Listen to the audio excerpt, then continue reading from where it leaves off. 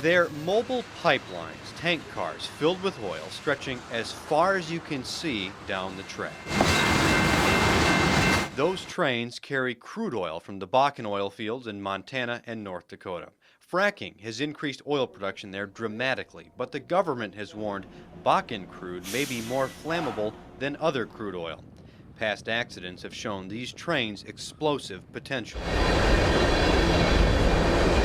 An accident on this stretch of track also threatens drinking water. 100-car trains carry over 3 million gallons of oil.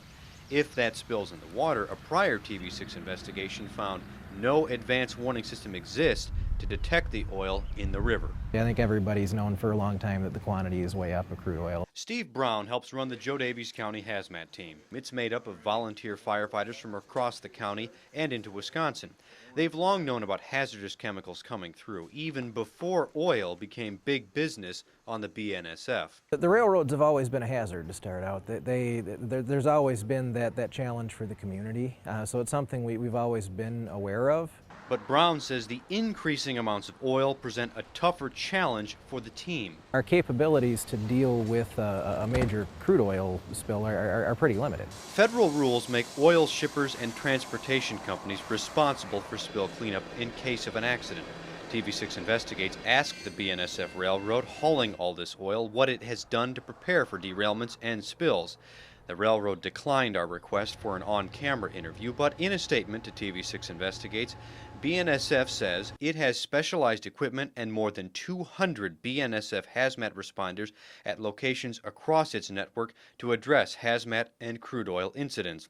The railroad also says it has contractors in place to supplement its company resources.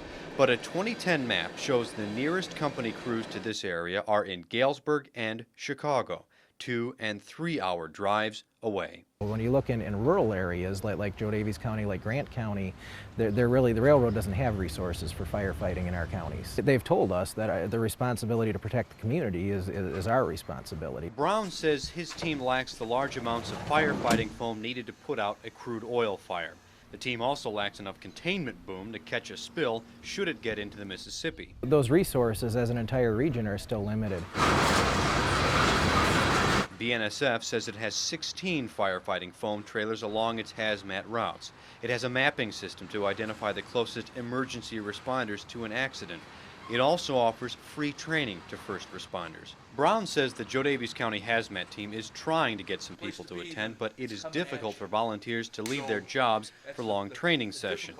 He wants someone, either the government or the railroad, to kick in more money for emergency supplies. We have only limited quantities, and even with the escalated crude oil that's coming through, we haven't seen any funding to increase that supply. As millions of gallons of oil roll right along these communities, right along the Mississippi.